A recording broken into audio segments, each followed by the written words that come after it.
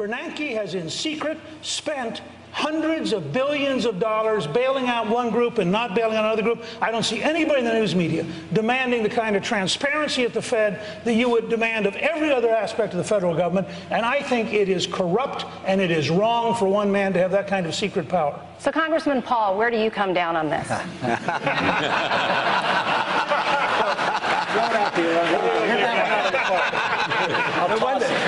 One thing I might say that we have made some inroads on the Federal Reserve.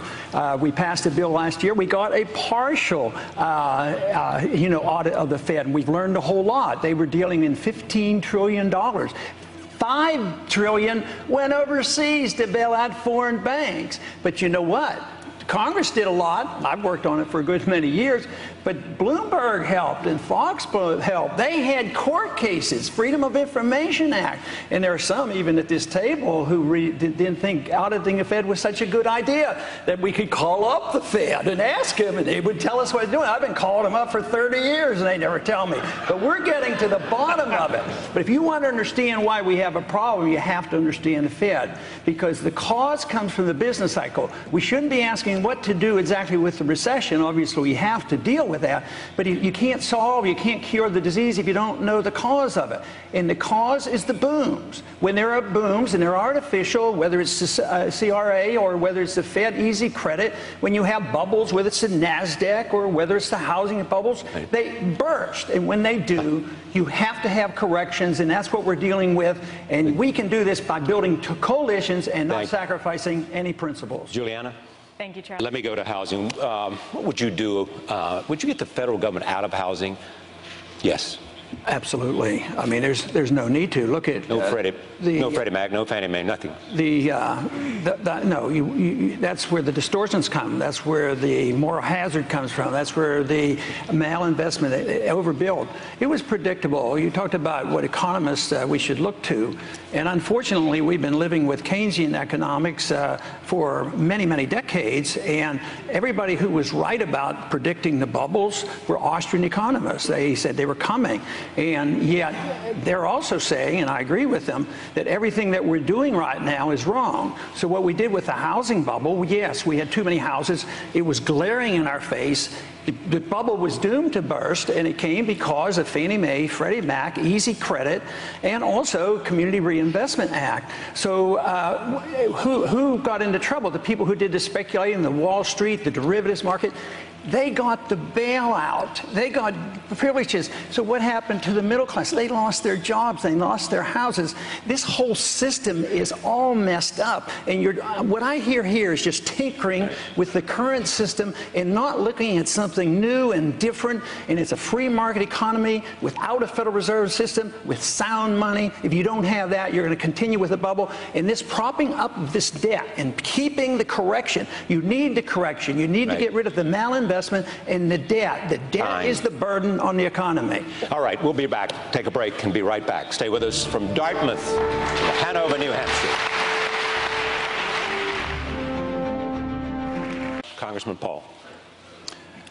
Since the Federal Reserve is the engine of inflation, creates the business cycle, produces our recessions and our depressions, the Federal Reserve obviously is a very important issue. And fortunately tonight we have a former director of the Federal Reserve at Kansas City. So I have a question for Mr. Kaine.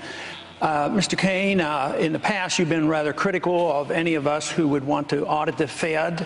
You said you've used pretty strong terms that we were ignorant and that we didn't know what we were doing. And therefore, there was no need for a Fed audit anyway, because if you had one, you're not going to find out everything because everybody knows everything about the Fed. But now that we have found and we've gotten an audit, we have found out an awful lot on how special businesses get, bailed out. Wall Street, the banks and special companies, foreign governments. And you said that you advised those of us who were concerned and you belittled. You say, call up the Federal Reserve and just ask them to get the PR person. So do you still stick by this, that this is frivolous, or do you think it's very important? 64% of the American people want a full audit of the Fed on a regular basis. Mr. Kaine. First of all, you have misquoted me. I did not call you or any of your people ignorant. I don't know where that came from. I'll get it for you. All right? Now, so you got to be careful of the stuff that you get off the internet, because that's just not something that I have said. Secondly, when I served on the board of the Federal Reserve in the 1990s, we didn't do any of the things that this Federal Reserve is doing. I don't agree with the actions of this Federal Reserve. I don't agree with the actions that have been undertaken by Ben Bernanke. We didn't have a $14 trillion national debt to prop up with some of the actions that they're taking. And I have also said, to be precise, I do not object to the Federal Reserve being audited. I simply said, if someone wants to initiate that action, go right ahead. It doesn't bother me. So I've been misrepresented in that regard. I don't have a problem with the Federal Reserve being audited. It's simply not my top priority. My top priority is 999. Jobs, jobs, jobs. Governor Perry.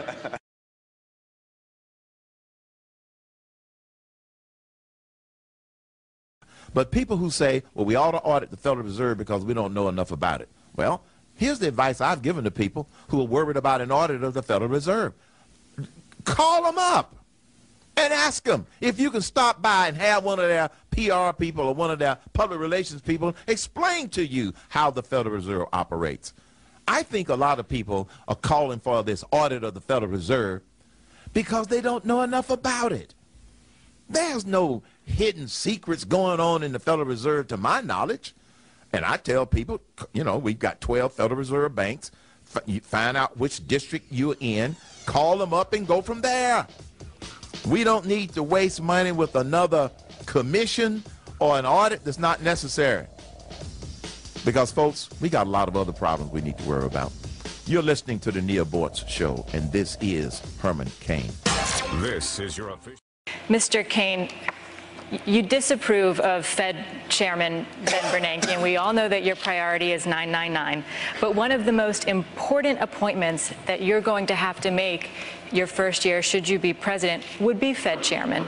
So which Federal Reserve Chairman over the last 40 years do you think has been most successful and might serve as a model for that appointment? Alan Greenspan. Why? Because that's when I served on the board of the Federal Reserve in the early 1990s. And the way Alan Greenspan oversaw the Fed and the way he coordinated with all of the Federal Reserve banks, I think that it worked fine back in the early 1990s. Now, on that same point, I have already identified two candidates, which I cannot give their names, to replace Mr. Bernanke in anticipation of having that responsibility. We must narrow the mission of the Fed first. I don't believe in ending the Fed. I believe we can fix the Fed by getting their mission refocused on monetary price stability, and I have candidates in mind that will help us do. So you have two appointments waiting in the wings for 2013, for that when his Yes. term is up 2014. Yes, I have two candidates waiting in the wings. How about a hint? To take that job. I got to keep them confidential. Okay, Congressman Paul. Spoken like a true insider. No, Alan Greenspan was a disaster.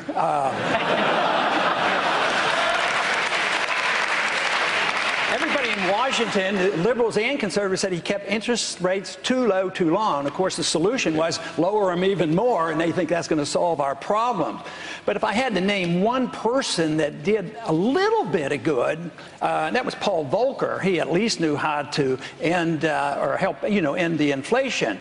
But of course, with my position that I don't think highly of the Federal Reserve, and I think we should have sound money, and we shouldn't have somebody deciding what the interest rate should be and how much money supply we should have. I mean, nobody satisfies me. But certainly Alan Greenspan has ushered in the biggest bubble. And what did we do? We've continued the same thing, doing the same thing. We think the inflation under Alan Greenspan was bad, so we're trying to solve the problem by inflating even further. So Bernanke compounds the problem. He's inflating twice as fast as Greenspan was. But Greenspan Greenspan caused so much trouble, and he used to believe in the gold standard. I think he's coming around to that. And before he retires, he'll write his biography and explain why he's coming back to the gold standard. I want to go from a gold standard to a small business.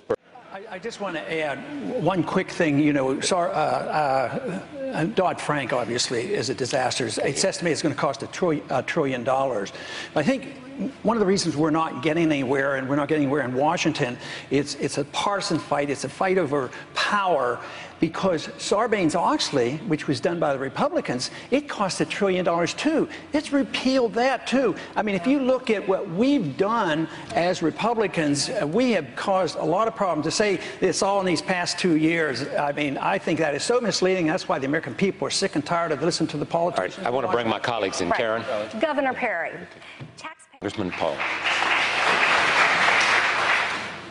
My motivation, my goals has always been to promote liberty, believing that's what made America great. If we want prosperity, if we want peace, we understand what the cause of liberty is all about. And we have to understand that a free market system and sound money gives us the prosperity. And it also is the humanitarian program, because once you get into the welfare state and the socialist state, it all backfires. So if you care about people, you believe in liberty, that's what made America great, that's what I want to restore.